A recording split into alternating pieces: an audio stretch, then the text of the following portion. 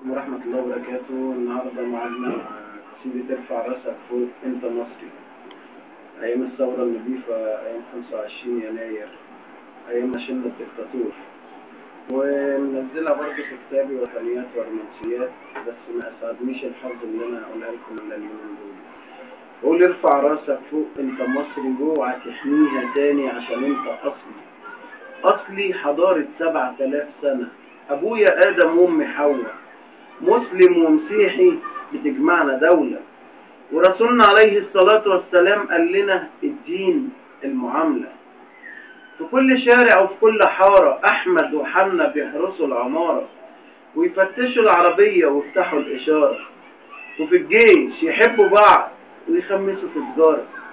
ما الحالة ضيقة بس احنا رجالة واقفين هنا بنحرس، واخواتنا في التحرير سقعانة، واحنا الاتنين في الشارع عشان الحرامية اللي واكلانا. ارفع راسك فوق انت مصري، وقول للعالم بالحرب هو ده اصلي، انا مصري. حركت العالم من التحرير، وبدمي كتبت من اليوم مفيش حد ذليل. ارفع راسك فوق انت مصري، ولو العالم نسي يفكروا اصلي. جدي ابراهيم عليه السلام تحدى قومه وحده، وألقي في النار ولكن الله حفظه. وثورتي هذه من أجل كرامتي، وإن سال الدم بدلا من دمعتي. فلا حياة بدون كرامة، ولا كرامة بدون رجالة. إمضاء شهداء 25 يناير. ارفع راسك فوق انت مصر. وكتبت قصيدة ثانية بقول فيها، جيت أقول يا حبيبتي يا مصر، عايز أكتب حاجة للبلد الجميلة اللي نيلها بيجري في دمنا.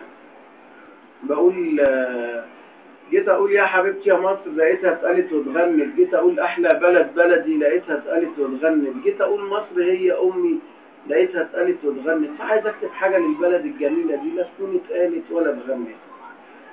وانا بحب لما اكتب حاجه ما تكونش اتقالت قبل كده او اقتبسها من حد.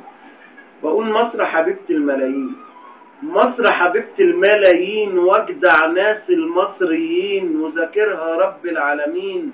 وفنن عينيا الاتنين، المحروسة ست الحلوين، وخير الجنود المصريين. يموا الدنيا يا هبة النيل، ولادك هم واقفين يحموا الرمل ويحموا الطين، وفي وش المدفع واقفين، ويقولوا لكل الملاعين احنا ولادها المصريين. مصر يا ولادك هم راح يفدوكي بالروح والدم. ده اللي يموت في سبيلها شهيد، واللي شرب من نيلها وليد. يحميكي يا محروسة، و80 مليون بوسة لكل اخواتي المصريين اللي بجد بيخافوا عليها، ويقدموا ارواحهم ليها، وفي ايدهم دايما يبنوها ويعلوها ويرقوها، وفي نن عيونهم يشيلوها. دول هم بجد المصريين. وكل سنة وانتم طيبين. والقاكم في القصيدة الثانية، عاوزين إنسان.